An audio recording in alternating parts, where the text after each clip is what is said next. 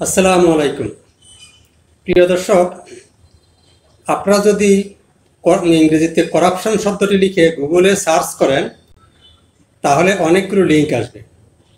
এর মধ্যে উইকিপিডিয়াতে গিয়ে যদি আপনারা ক্লিক করেন করাপশন শব্দে, তাহলে অনেক বিশাল ব্যাখ্যা আসবে, বর্ণনা আসবে, সংজ্ঞা আসবে, এবং সেই বর্ণনার ফাঁকে ফাঁকে দেখবেন নীল লেখা আসবে। সেই নীল লেখাগুলো হচ্ছে যে এক একটা লিঙ্ক বা এক একটা সূত্র। এইভাবে মানে আপনার একটার পর একটা নীল লেখা আসতেই থাকবে এবং সূত্র আসতেই থাকবে। আমি এই কথাটা বলছি এই কারণেই, শুধু করাপশনকে সংজ্ঞায়িত করার জন্য হাজার হাজার শব্দের নির্যাস হচ্ছে করাপশন শব্দটি। তো ঠিক একইভাবে আমার প্রত্যেকটি এপিসোড বা কন্টেন্টের পিছনে থাকে ডজন ডজন বা শত শত, এমনকি হাজার হাজার তথ্য বা উপাত্ত, অর্থাৎ শত শত হাজার হাজার তথ্য উপাত্তের নির্যাস হচ্ছে আমার এক একটি কন্টেন্ট। আর আমার এই বর্তমান কন্টেন্টটি বা এপিসোডটি আমার বিগত জীবনে যে আমি মুক্তিযুদ্ধ সম্পর্কে যে শত শত বই পড়েছি এবং হাজার হাজার প্রবন্ধ পড়েছি, এগুলো আমি সংগ্রহ করেছি, এবং টিভি চ্যানেল, ইউটিউবে বা ফেসবুকে যে ভিডিও দেখেছি এবং সেইগুলোর আমি ডাউনলোড করেছি, এই রকম অগণিত তথ্য উপাত্তের সারসংক্ষেপ বা নির্যাস হচ্ছে আমার এই এপিসোডটি। তাই এটিকে মানে এই অশ্রদ্ধার চোখে না দেখে বা তুচ্ছতাচ্ছিল্য বা অবহেলার দৃষ্টিতে না দেখে দেশের স্বার্থে, আপনাদের স্বার্থে, বর্তমান ও ভবিষ্যৎ প্রজন্মের স্বার্থে এটি শেষ পর্যন্ত দেখুন। এবং যদি মনে করেন যে এটিকে দেশবাসীকে জানানো দরকার, তাহলে লাইক, কমেন্ট, শেয়ার করুন এবং আমার এই ইউটিউব চ্যানেলটি সাবস্ক্রাইব করুন। অন্যান্য ইউটিউবাররা একটি টপিকসকে যেমন ব্যাখ্যা বিশ্লেষণ করে, আবার তারা একদিন, দুই দিনে বা একই দিনে কয়েকটি কন্টেন্ট আপলোড করে। আমার কাছে দুর্নীতি সংক্রান্ত যে তথ্য আছে, কত লাখ এপিসোড করা যাবে তা আপনারা কল্পনাই করতে পারবেন না। তো যার ফলে আমি প্রতিদিন আমি কোনো এপিসোড বা কোনো কন্টেন্ট আপলোড করি না। এই ফাঁকে আমি আগে যেগুলো করেছিলাম সেইগুলো আমার সম্পর্কে, আমার দ্যাট ইজ করাপশন ওয়াজ বাংলাদেশ সম্পর্কে আপনাদেরকে একটি বেসিক ধারণা দেওয়ার জন্যই সেগুলো করা হয়েছে। সেগুলো ভিডিও বা আমার বক্তব্য সুন্দর হয়নি, সেজন্য আমি আপনাদের কাছে আন্তরিকভাবে দুঃখিত এবং ক্ষমাপ্রার্থী। আমার এই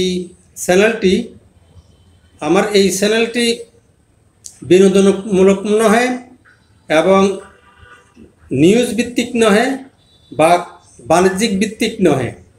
যাই হোক, আমি আমার এই বক্তব্য অনেক দীর্ঘ করে ফেলেছি।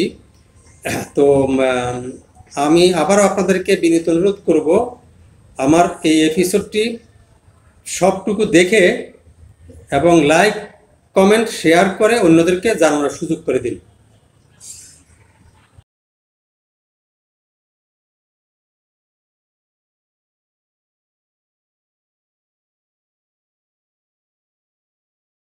হাজার হাজার বছর পূর্ব হতেই ভারতীয় উপমহাদেশের সিংহভাগ মানুষের আদি বা অরিজিনাল নিবাস ছিল এদেশেই। একইভাবে বর্তমান স্বাধীন বাংলাদেশের যে ভূখণ্ড, এই ভূখণ্ডের সিংহভাগ মানুষই এদেশে হাজার হাজার বছর থেকে এদেশেরই মানুষ, অর্থাৎ এই দেশটি ছিল এইসব মানুষের অরিজিনাল বা আদি নিবাস বা পৈতৃক নিবাস বা পৈতৃক সম্পত্তি। হ্যাঁ, 1947 সালে ভারত বিভাগের ফলে মানুষ এদেশ ওদেশ বা এপার ওপার হয়েছে, কিন্তু মূল ভারতীয় উপমহাদেশের ভূখণ্ডেই রয়ে গেছে। একইভাবে আজকে যে বাংলাদেশ ভূখণ্ড, যেটা 1947 সালে ভাগ হওয়ার পরে যেটা পূর্ব পাকিস্তান হয়েছিল, সেই পূর্ব পাকিস্তান হওয়ার পিছনে অনেক ইতিহাস আছে, যে ইতিহাসগুলো আমি পড়েছি, আপনারাও কেউ কেউ পড়েছেন। তো মোহাম্মদ আলী জিন্নাহ এবং জওহরলাল নেহেরু সহ এরকম মহাত্মা গান্ধী, যারা লর্ড মাউন্টব্যাটেনের কাছাকাছি ছিলেন বা রেড ক্লিফের কাছাকাছি ছিলেন, তারা তাদের নিজেদের দেশ নিয়ে, নিজেদের এলাকা নিয়েই ব্যস্ত ছিলেন। হ্যাঁ, সে সময় হোসেন শহীদ, সোহরাওয়ার্দী, শেরেবাংলা, একে ফজলুল হক সহ আরও বাঙালি যারা ছিলেন বর্তমান বাংলাদেশের পক্ষে, তারা লর্ড মাউন্টব্যাটেনের কাছাকাছি থাকতে পারেননি বিধায় তারা খুব একটা সুবিধা করতে পারেননি। মোহাম্মদ আলী জিন্নাহ তৎকালীন তার পশ্চিম পাকিস্তান এলাকা নিয়েই ব্যস্ত ছিলেন। ফলে পূর্ব পাকিস্তান অংশটুকু যেটা পাকিস্তানের অন্তর্ভুক্ত হয় ধর্মীয় ভিত্তিতে, এটা ছিল এই পূর্ব পাকিস্তানের, তৎকালীন পূর্ব পাকিস্তানের মুসলমানদের আদি নিবাস বা অরিজিনাল পৈতৃক নিবাস। হাজার হাজার বছর থেকেই এই নিবাসটুকু গড়ে ওঠে। হ্যাঁ, প্রায় ইতিহাসবিদদের মতে 700-800 বছর আগে বা 1000 বছর আগে এদেশের মানুষ স্বেচ্ছায় ইসলাম ধর্ম গ্রহণ করে। অর্থাৎ যে ধর্মীয় ভিত্তিতে এই পূর্ব পাকিস্তান হয়, সেই পূর্ব পাকিস্তান কিন্তু পশ্চিম পাকিস্তানিদের অর্জিত ছিল না। এই তৎকালীন পূর্ব পাকিস্তান অংশটুকু পূর্ব পাকিস্তানের অরিজিনাল অধিবাসীদের অর্জিত। এটা হাজার হাজার বছর থেকেই। হ্যাঁ, 1947 সালে যখন দেশভাগ হয়ে যখন পূর্ব পাকিস্তান হয়, তখন 1000-1500 মাইল দূরত্বের আলাদা একটি ভূখণ্ড হয়। তখন তৎকালীন পূর্ব পাকিস্তানের অধিবাসীরা তা মেনে নেয় যে হ্যাঁ, যেহেতু পশ্চিম পাকিস্তানের লোকরাও মুসলমান, এদেশেরাও মুসলমান, অতএব আগে ব্রিটিশ তারাও এবং তৎকালীন পশ্চিম পাকিস্তানরা নিশ্চয়ই পূর্ব পাকিস্তানদেরকে বঞ্চিত করবে না। তো আমি আবারও বলছি, আমি ইতিহাস ভ্রমণ নিয়ে আমি শত শত বই পড়েছি, প্রবন্ধ পড়েছি, অনেক কিছুই পড়েছি।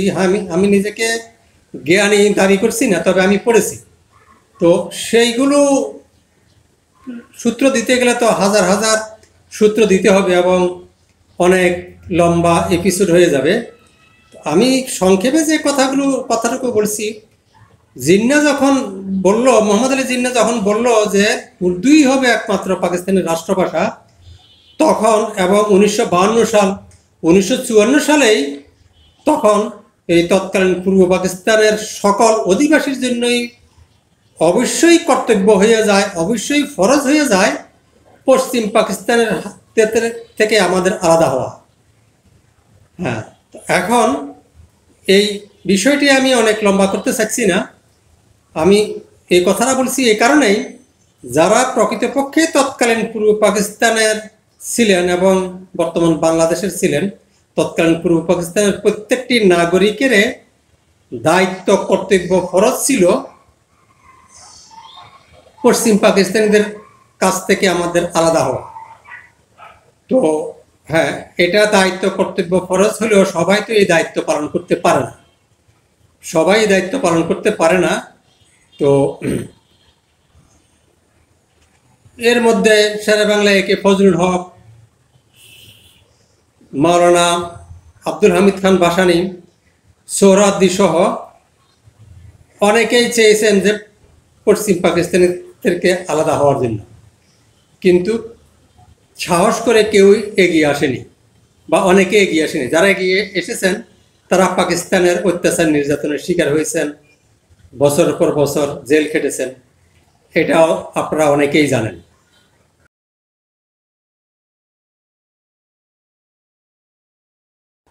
আমি কখনোই রাজনীতি করিনি, তবে 1970-এর দশকে যখন আমি হাই স্কুলের ছাত্র, তখন অন্যান্য বই যেমন দস্যু বনহুর, মাসুদ রানা, এরকম গোয়েন্দা কাহিনী সহ ইবনে বতুতার ভ্রমণ কাহিনী, এরকম অনেক বইয়ের পাশাপাশি বর্তমান বাংলাদেশ অর্থাৎ তৎকালীন ব্রিটিশ পাকিস্তান আমলের রাজনীতি সংক্রান্ত যে বইটি আমি প্রথম পড়েছি, আমার যতটুকু মনে পড়ে সেটি হচ্ছে আমার দেখা রাজনীতির 50 বছর। এই বইটি আমি এই বইটির সর্বশেষ সংস্করণ, যেটি যে সর্বশেষ মিনস 8ম সংস্করণটি আমি কিনেছি। তো এই বইটি আমি কয়েকবার পড়েছি, অনেক বড় বই। আপনারা বইটি পড়েছেন কিনা আমি জানি না। এই ফাঁকে অনেক বই পড়েছি, কিনেছি।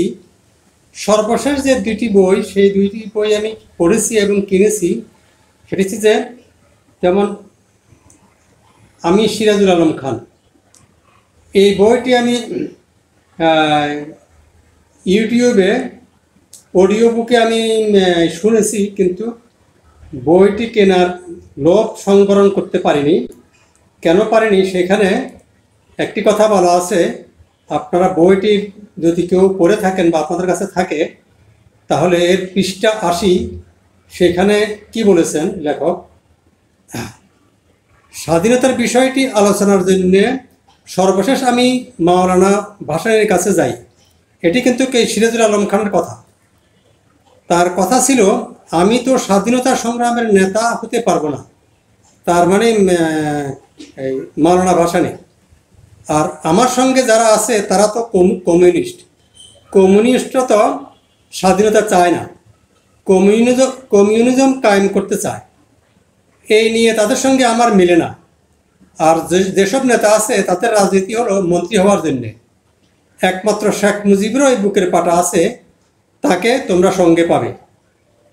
এই বইটির 80 পৃষ্ঠায় যে এই কথাটি, আমার এই বইটি কেনার মূল উদ্দেশ্য হচ্ছে যে, শুধু এইখানে যে 5-6 লাইনের এই লেখাটির জন্যই আমি এই বইটি কিনি। আমার সর্বশেষ বইটি হচ্ছে, সেটা একটি সেন্টেন্সের জন্য আমি বইটি কিনি। সেটা হচ্ছে যে, নন্দিত নেত্রী খালেদা জিয়া। খালেদা জিয়া সংক্রান্ত আরও 2টি বই, অনেকগুলো বই আছে। তার মধ্যে একটি অনেক দাম, এই যে ডক্টর মাহবুবুল্লাহর লেখা, সেটা 2000 টাকা, কমিশন বাদ দিলে 1600-1700 টাকা হবে। আর খালেদা সম্পর্কে আরেকটা বই আছে, লেখক গবেষক মহিউদ্দিন আহমদের, সেটি 1000 টাকা দাম, কিন্তু কমিশন বাদ দিলে 700-800 টাকা। তো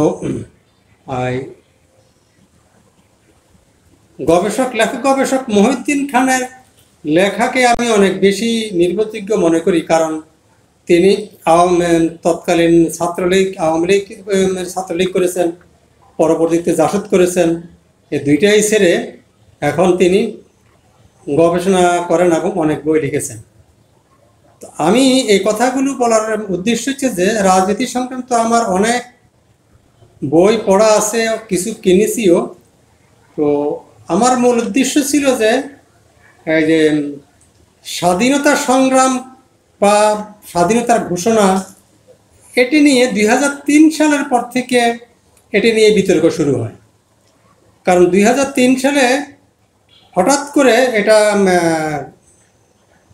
নজরে আসে, মানুষের নজরে আসে, এটা নাকি স্বাধীনতার, এই যে স্বাধীনতা যুদ্ধের যে এইগুলো, এটার কোনো একটি খণ্ডে নাকি সন্নিবেশিত করা হয়েছে যে, জিয়াউর রহমান স্বাধীনতার ঘোষক এবং শেখ মুজিব, দ্যাট ইজ বঙ্গবন্ধু শেখ মুজিবুর রহমান, স্বাধীনতার ঘোষণা দেন নাই, তিনি পালিয়ে গেছেন, তিনি প্রধানমন্ত্রী হতে চেয়েছেন, ইত্যাদি ইত্যাদি।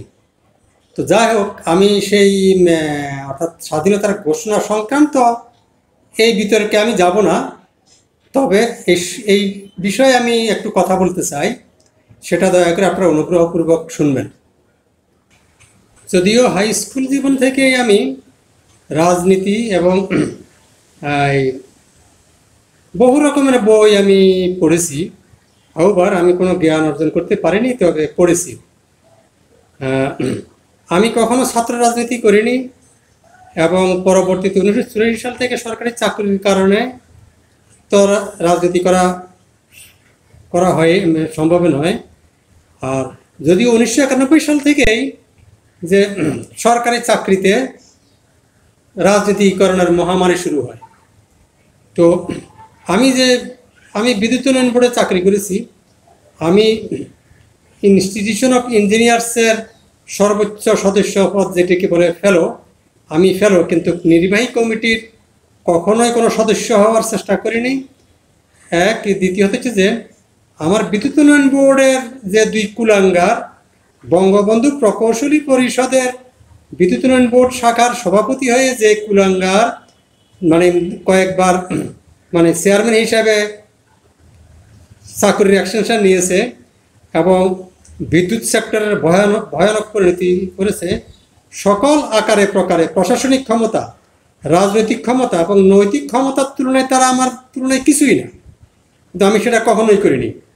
তো যাই হোক, আমার এত কথা বলার উদ্দেশ্য হচ্ছে যে কোনো রাজনৈতিক দলকে ছোট বড় করা বা কাউকে ছোট করা যেমন উদ্দেশ্য নয়, বঙ্গবন্ধু শেখ মুজিবুর রহমানকে বড় করা বা অন্য কোনো কাউকে ছোট করা কেন আমার উদ্দেশ্য নয়। আমার গ্রামের বাড়ি কুমিল্লা জেলার দক্ষিণ পূর্ব অঞ্চলের একটি উপজেলার একটি পৌরসভায়। তো বঙ্গবন্ধু শেখ মুজিবুর রহমান বা তার ছেলে মেয়েদের সাথে আমার জীবনে কখনো কথাই হয়নি, দেখাই হয়নি। তো যাই হোক, আমি এ কথা বলতেছি এই কারণেই যে 1947 সালের পর থেকে 1971 সালের যে রাজনৈতিক ঘটনাবলী নিয়ে যেসব বই, পুস্তক, প্রবন্ধ আমি পড়েছি, যে সেই সব যদি বিবেচনা করলে যে বাংলাদেশের স্বাধীনতা চেয়েছিলেন ভাসানী, শেরে বাংলা, সোহরাওয়ার্দীর মতো এরকম আরও অনেক, আমি সবার নাম এখন উচ্চারণ করতে পারছি না, যে মানে ছাত্রনেতা তো আছেই সে সময়।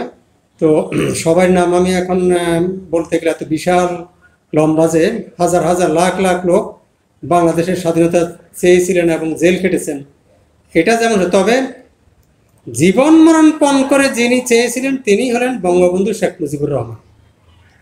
আমি আবারও বলছি যে জীবন মরণ পণ করে যিনি চেয়েছিলেন তিনি হচ্ছেন বঙ্গবন্ধু শেখ মুজিবুর রহমান। এটা যদি আমার কথা না, কারণ আগরতলা ষড়যন্ত্র মামলা তো সঠিক সত্য, তাহলে আগরতলা ষড়যন্ত্র মামলা হওয়া সত্ত্বেও তাহার এত জনপ্রিয়তা কীভাবে হলো?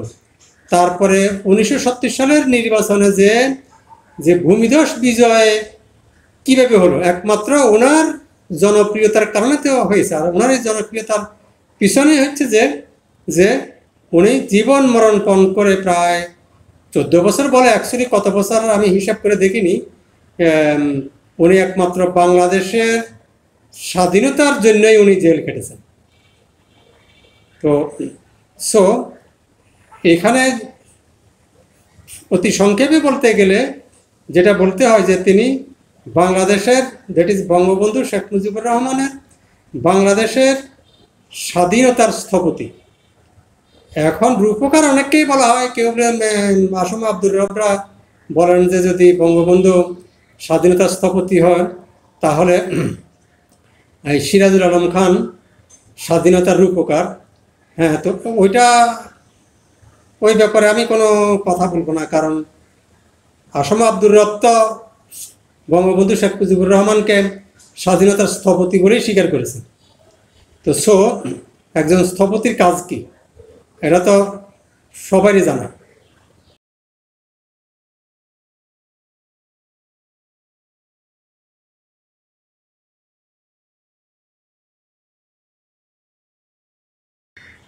পাকিস্তানি হায়না এবং তাদের এদেশীয় দোসর, যুদ্ধ অপরাধী রাজাকার আল বদর এবং পাকিস্তানিদের স্থায়ী ক্রীতদাসদের বিশাল আক্ষেপ যে 1971 সালের 25শে মার্চের বঙ্গবন্ধু গ্রেপ্তার হওয়ার পূর্ব পর্যন্ত কেন স্বাধীনতা ঘোষণা করেননি।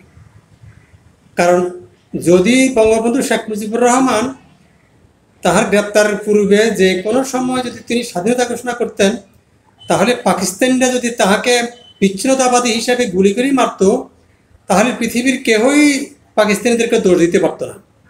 অর্থাৎ একসাথে তাদের সব কিছু হয়ে যেত। মানে বঙ্গবন্ধু শেখ মুজিবুর রহমান যদি নিহত হতেন তাহলে তাদের ধারণা ছিল যে হয়তো বাংলাদেশ স্বাধীন হতো না। তো এটা যে তাদের বিশাল বোকামি, এটাই তারা বুঝে না।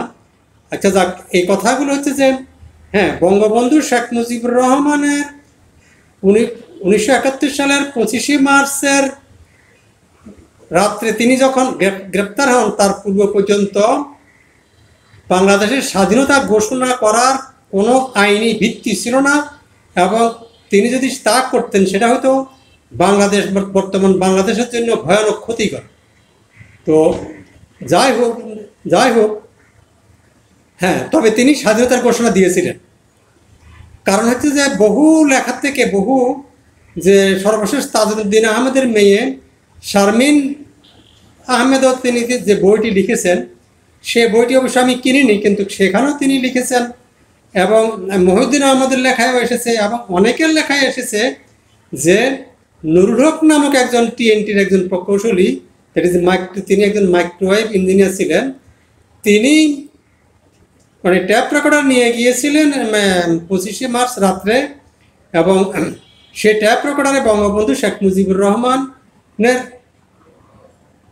ভাষণটি রেকর্ড করা হয়েছিল, এবং সেই নুরুল হককে কিন্তু পরবর্তীতে পাকিস্তানরা হত্যা করে। তো গেল। আর দ্বিতীয় কথা আমি বলি, যদি তারপরও যদি পাকিস্তানি হায়নাদের বা এই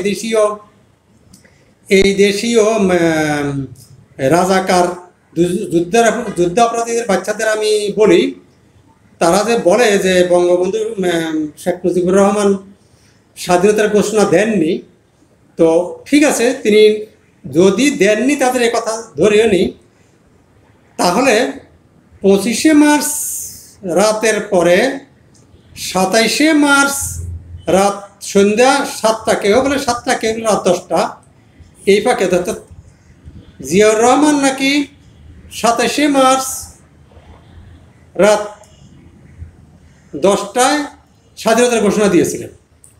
তাহলে মাঝখানে এই যে 45 ঘন্টা, এই 45 ঘন্টায় ভয়েস অফ আমেরিকা, বিবিসি, এমনকি পাকিস্তানিদের যে ওয়ারলেসে যে বঙ্গবন্ধুর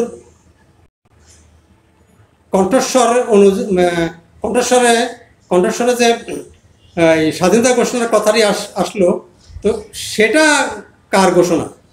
তাহলে একটু পিছনে যাই। 1971 সালের 7ই মার্চ তো বঙ্গবন্ধু স্বাধীনতার ঘোষণা দিয়েই দিয়েছেন। হ্যাঁ, উনি সরাসরি দেন নাই, তিনি কৌশলে দিচ্ছেন। কারণ উনি যদি বলতেন যে আজ থেকে 7ই মার্চ থেকে বাংলাদেশ স্বাধীন, তাহলে তো এই ঘুরে ফিরে একই কথা, তিনি বিচ্ছিন্নতাবাদী হিসেবে তাকে গুলি করে হত্যা করা হতো।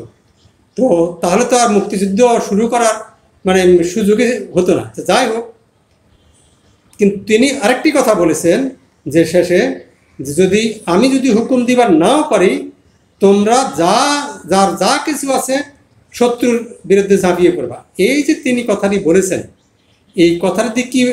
এই কথাটা দ্বারা গোটা বাংলাদেশের মানুষকে স্বাধীনতা যুদ্ধ করার, স্বাধীনতা ঘোষণা দেওয়ার স্বাধীনতা তিনি দিয়ে দিয়েছেন।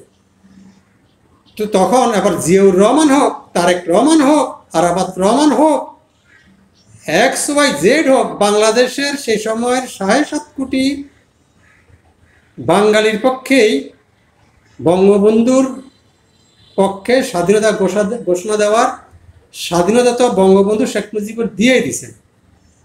হ্যাঁ, এখন তাহলে যদি নুরুল হকও দিয়ে থাকেন বা অন্য যেই কোনো লোকও যদি দিয়ে থাকেন, তাহলে সেই মাঝখানের 45 ঘন্টায় যে জাপানি জাহাজের যে মানে ট্রান্সমিটারও যে মানে যেটা ট্রান্সমিটারে যে স্বাধীনতার ঘোষণাটি ধরা পড়লো, সেটা কার কণ্ঠস্বর ছিল? ধরে নিলাম যে সেটা যে কোনো একজন ব্যক্তি, কিন্তু সেই ভাষণটা তো জিয়াউর রহমানের ছিল না। কারণ জিয়াউর রহমান তো ঘোষণা দিয়েছেন 27শে মার্চ রাত্রে। তাহলে মাঝখানে আবারও একই কথা বারবার বলা হচ্ছে, সেই জন্য আমি আন্তরিকভাবে দুঃখিত। কিছু সময় একটু আবেগপ্রবণ হয়ে যায়, কারণ এই যে 2003 সালে যে নতুন করে যে স্বাধীনতা ঘোষণা নিয়ে বা স্বাধীনতা যুদ্ধ নিয়ে যে বিতর্কের সৃষ্টি করা হলো, যে এই বিতর্কের কারণে যে বাংলাদেশের কি অকল্পনীয় ক্ষতি হয়েছে, এটা কি আপনারা জানেন? সেইটুকুর জন্যই আমার এই এত কথা।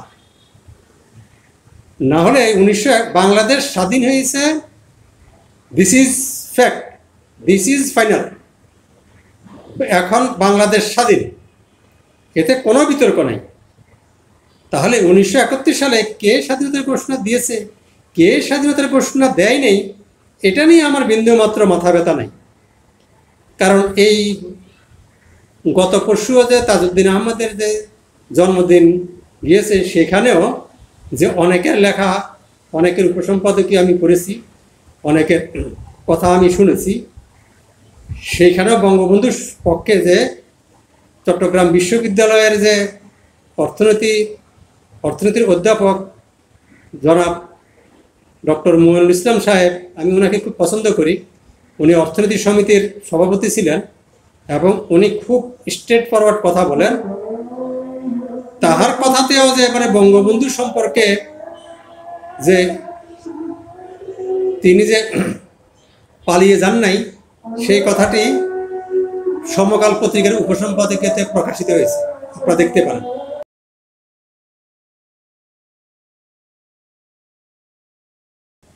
উনিশশো 71 সালের অনেক পূর্বেই বঙ্গবন্ধু শেখ মুজিবুর রহমান ভারতের সাথে যোগাযোগ করেন, কারণ ভারতের সহায়তা ব্যতীত বাংলাদেশ স্বাধীন করা সম্ভব না। আর বাংলাদেশ স্বাধীন বঙ্গবন্ধু শেখ মুজিবুর রহমান চেয়েছিলেন একটি কঙ্কাল হলেও বাংলাদেশের অন্তর্পক্ষে স্বাধীন হোক। কারণ হচ্ছে যে যেমন মরুভূমিতে এখন অনেক মানে একসময় যে যা ছিল মরুভূমি, এখন তা হচ্ছে যে মানে এই বাগান হয়ে গেছে, দ্যাট ইজ এই সবুজ বাগান হয়ে গেছে। তো ঠিক একইভাবে যদি বাংলাদেশে যেহেতু সম্পদ আছে, মাটি থাকলে এবং কিছু মানুষ থাকলেই বাংলাদেশ পৃথিবীর উন্নত দেশ হওয়া সম্ভব, সেটা বঙ্গবন্ধু জানতেন। সেজন্য তিনি সে সময়কার পাকিস্তানের শত্রু হলেও ভারতের সাথে যোগাযোগ করেছিলেন। তো সেই সুবাদে ভারতের রয়ের কর্মকর্তারা মুক্তিযোদ্ধাদেরকে ট্রেনিং দেয়, বিশেষ করে মুজিব বাহিনী নামে যে সংগঠনটি করেছিল বাংলাদেশ লিবারেশন ফোর্স, তাদেরকে ট্রেনিং দেয়। এই ট্রেনিংয়ের মূল উদ্দেশ্য ছিল যে মুক্তিযোদ্ধাদের মধ্যে যেন কমিউনিস্ট ঢুকতে না পারে। কমিউনিস্টরা অ্যাকচুয়ালি নকশাল, এবং এই কমিউনিস্টরা কিন্তু বাংলাদেশের স্বাধীনতা কিন্তু চায় নাই। আচ্ছা, যাই হোক, তো রকে নিয়ে আমি বিস্তারিত আগেও বলেছি এবং পরে আবার বলবো। তবুও এখানে বলি যে পৃথিবীর ইতিহাসে যা বিরল, বঙ্গবন্ধু শেখ মুজিবুর রহমান 1972 সালের 17 মার্চের মধ্যে তাহাই করেছেন। অর্থাৎ যে ভারতীয় বাহিনীর সহায়তায় বাংলাদেশ স্বাধীন হয়েছিল, সেই ভারতীয় বাহিনীকে তিনি 1972 সালের 17 মার্চের মধ্যেই এদেশ থেকে প্রত্যাবর্তন করান, যেটা পৃথিবীর ইতিহাসে বিরল। তো এর ফলে ভারতের সিংহভাগ লোকে বাংলাদেশের উপর তথা বঙ্গবন্ধুর উপরে খেপে যান, যার ফলে তারা কি করে, তারা এই যে সে সময় বিএলএফকে যাদের ট্রেনিং দিয়েছিল, তাদেরকে দিয়েই সিরাজুল আলম খান সহ আসম আব্দুর রহমান সহ এরকম কিছু লোককে তারা করলো। তারা তখনই কিনে ফেলছে তাদেরকে। যাই হোক, তাদেরকে দিয়ে বাংলাদেশে বিশৃঙ্খলা সৃষ্টি করার জন্য একটা নতুন দল, সমাজতন্ত্র কায়েমের নামে একটা নতুন দল গঠনের জন্য তারা ব্যবহার করলো। আর এই জাসদের মধ্যে কি করলো, তো আছেই, প্লাস যুদ্ধ অপরাধীরা ঢুকে গেল এই জাসদে। সেই যুদ্ধ অপরাধীরা ডাকে গেল, কারণ জাসদও তাদেরকে নিয়েছে। তার কারণ হচ্ছে যে দল ভারী করার জন্য, শক্তি বৃদ্ধি করার জন্য। অর্থাৎ জাসদের মধ্যে শুধু না, আইএসআই এর কৃতদাস দেশে যুদ্ধ অপরাধীরা ঢুকে গেছে। আবার অপরদিকে এই কমিউনিস্ট পার্টি, বিশেষ করে পূর্ব বাংলার সর্বহারা পার্টির মধ্যেও আইএসআই ঢুকে গেছে, যুদ্ধ অপরাধীরা ঢুকে গেছে। এই দুই দল মিলে কি করলো, বাংলাদেশ রাষ্ট্রটাকে মানে অস্থিতিশীল করে ফেলল। এখন ভারতের উদ্দেশ্য হচ্ছে যে, অর্থাৎ ভারতীয় রয়ের উদ্দেশ্য হচ্ছে যে বাংলাদেশ যেন মাথা তুলে দাঁড়াতে না পারে।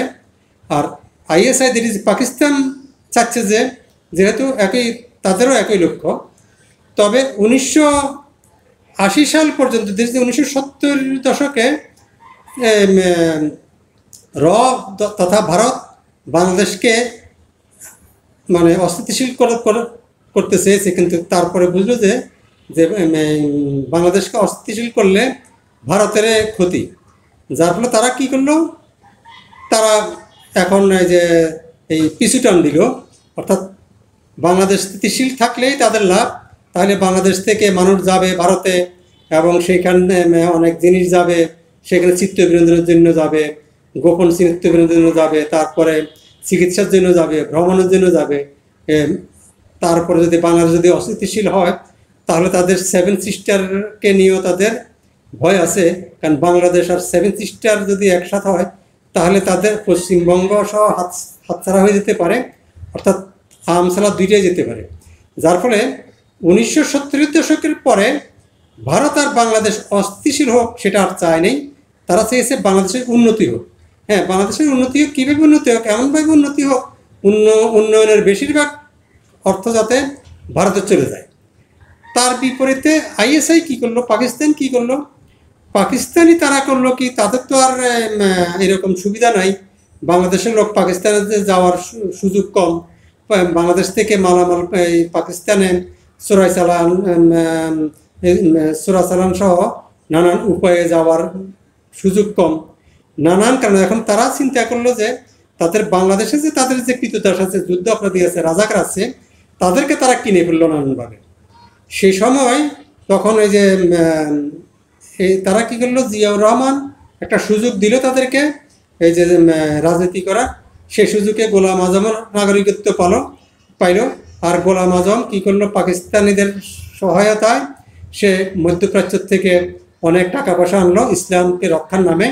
এই টাকা দিয়ে তারা কী করলো, ব্যবসা শুরু করলো, হাসপাতাল, ব্যাংক, এরকম অনেক কিছু করলো, করে তারা হাজার হাজার কোটি টাকার মানে ব্যবসার মালিক হয়ে গেল। এভাবে কিভাবে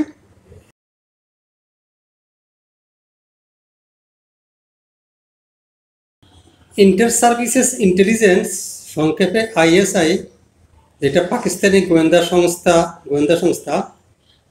তো সাধারণত বলা হয়ে থাকে রয়ের এজেন্ট, আইএসআই এর এজেন্ট, সিআই এর এজেন্ট, মোসাদের এজেন্ট, কিন্তু আমি এজেন্ট না বলে কৃতদাস বলছি। কেন, আমাদের দেশে কিছু লোক আছে, রাজনৈতিক নেতা, ব্যবসায়ী, সরকারি বেসরকারি কর্মকর্তা, যারা এমন কিছু কাজ আছে যেটা একমাত্র কোনো কৃতদাসের পক্ষেই সম্ভব।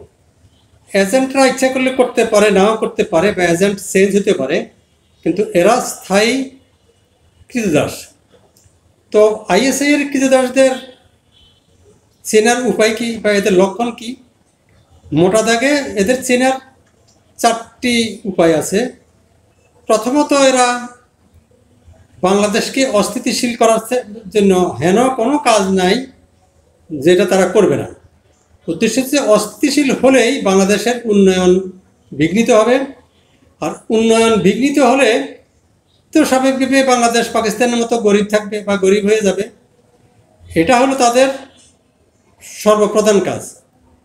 দ্বিতীয় কাজ হচ্ছে যে তারা বঙ্গবন্ধু শেখ মুজিবুর রহমানের বিরুদ্ধে কথা বলবেই, অথচ বঙ্গবন্ধু শেখ মুজিবুর রহমান নিষ্ঠুরভাবে নিহত হয়ে গেছেন আজ থেকে জাস্ট 50 বছর আগে। তো এখন তো বঙ্গবন্ধু শেখ মুজিবুর রহমানের কোনো নাই, মানে এফেক্ট বাংলাদেশে নাই, ওনার কোনো ভালো মন্দে কোনো হাত নেই। ওনার মেয়ে বা ওনার দলের লোকরা কী করছে, কিছু লোক কী করছে সেটা অন্য কথা, কিন্তু বঙ্গবন্ধুর তো কোনো হাত নেই বাংলাদেশে ভালো মন্দে।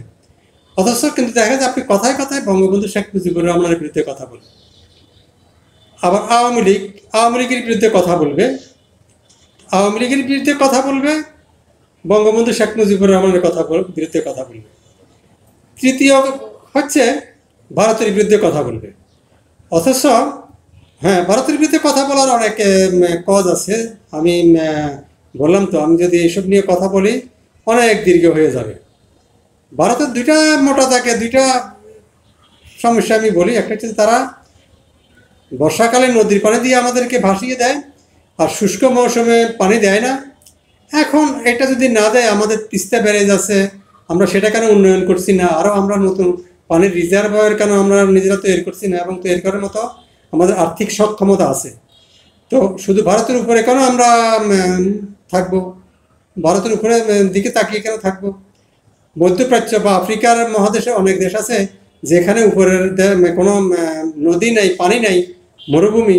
সেসব দেশ কার দোষ দিচ্ছে? হ্যাঁ।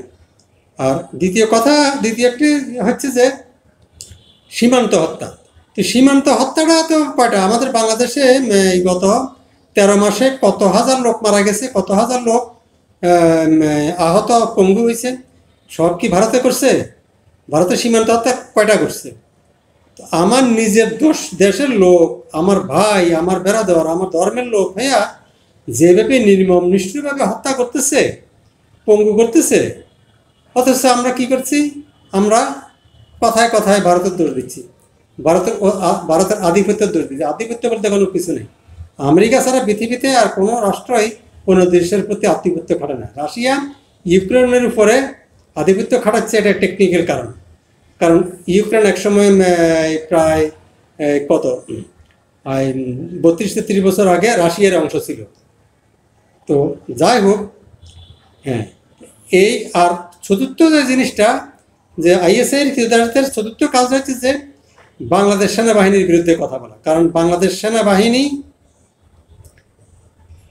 স্বাধীনতা যুদ্ধের জন্য যে স্বাধীনতা যুদ্ধ সফলতার কারণ যে 4টি প্রধান উপাদান, তার প্রথমটি হচ্ছে বঙ্গবন্ধু শেখ মুজিবুর রহমান, তার দল আওয়ামী লীগ, তারপরে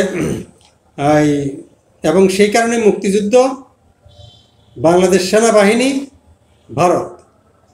এই 4-5টি উপাদানে হচ্ছে যে পাকিস্তানের বা এদেশীয় পাকিস্তানি গোলামদের শত্রু। তো এই শত্রুরাই কথায় কথায় বঙ্গবন্ধুর মনে করেন এখন মুজিববাদের কথা বলে। মুজিববাদের কি কোনো অস্তিত্ব আছে? মুজিববাদের কোনো অস্তিত্ব আছে? ভারতীয় আধিপত্যের কথা বলে, ভারতীয় আধিপত্যবাদের কোনো অস্তিত্ব আছে? আমি তো দেখি না। তাহলে এই যে কথাগুলো, আমি একই কথা বারবার আসছে, আমি দুঃখিত যে কারণ আমি তো যদি ডিটেলস বলতে যাই তাহলে এত দীর্ঘ হয়ে যাবে যে আপনারা ধৈর্য ধরে সেগুলো দেখবেন না। আমি বেসিক কিছু ধারণা দিচ্ছি আপনাদেরকে।